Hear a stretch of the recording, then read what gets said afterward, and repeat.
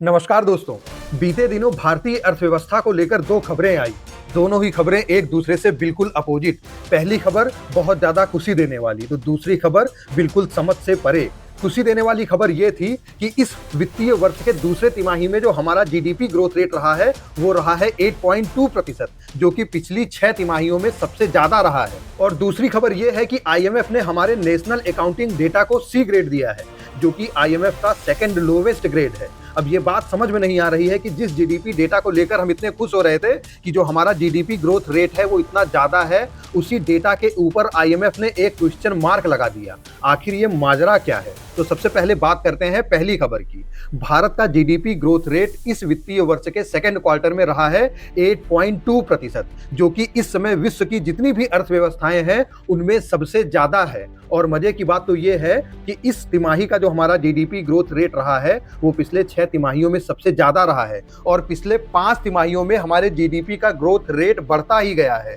सबसे पहले 5.4, फिर 6.4, 7.4, 7.8% और अब इस तिमाही में 8.2%। और इससे भी ज्यादा असरदार बात ये रही है कि ये जीडीपी ग्रोथ रेट किसी एक सेक्टर के ऊपर डिपेंडेंट नहीं रहा है, बल्कि अक्रॉस सभी सेक्टर्स में ये ग्रोथ देखने को मिला है। सर्विसेज सेक्टर ने भी ग्रोथ करी है तो मैन्युफैक्चरिंग सेक्टर ने भी ग्रोथ करी है। और इससे भी बड़ी बात, भारत की जीडीपी ग्रोथ रेट इस समय दुनिया में सबसे ज्यादा है, बावजूद इसके कि दुनिया के कई देश हमारे ऊपर टैरिफ्स लगा रहे हैं, काफी ज्यादा टैरिफ्स लगा रहे हैं। तो ऐसा लग रहा है कि भारत ने उन टैरिफ्स से पार पा लिया है और भारत की जो जीडीपी है वो निरंतर बढ़ ही रही है। तो हम सब के लिए तो ये खुशी की बात है ही। अब बात करते हैं दूसरी बात की कि आईएमएफ ने हमारे नेशनल अकाउंटिंग डेटा को सी ग्रेड क्यों दिया है, जो कि आईएमएफ का सेकंड लोवेस्ट ग्रेड है। आईएमएफ अकाउंटिंग डेटा में 4 ग्रेड देता है, A B C D, C second lowest grade है। आईएमएफ ने इस सी ग्रेड देने का कारण भी बताया है। कारण ये है कि जो हमारे जीडीपी का बेस ईयर है वो है 2011-12।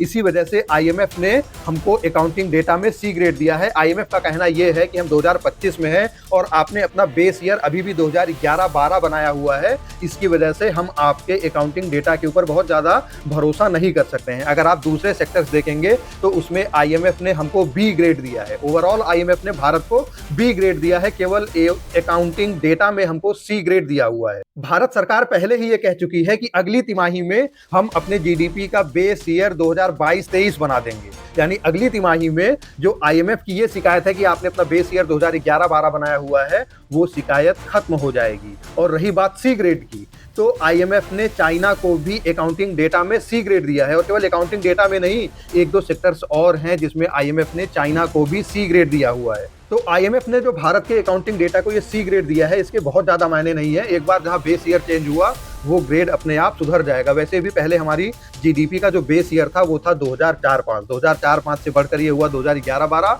और अब अगली तिमाही में, अगले क्वार्टर में ये 2022-23 हो जाएगा। ओवरऑल ये हम सब के लिए खुशी की बात है कि जो हमारी जीडीपी ग्रोथ रेट है वो निरंतर आगे बढ़ रही है, यानी अर्थव्यवस्था निरंतर आगे बढ़ रही है। आप लोग इसके बारे में क्या सोचते हैं, कमेंट करके हमें जरूर बताइएगा। मिलते हैं अगले वीडियो में, तब तक के लिए नमस्कार।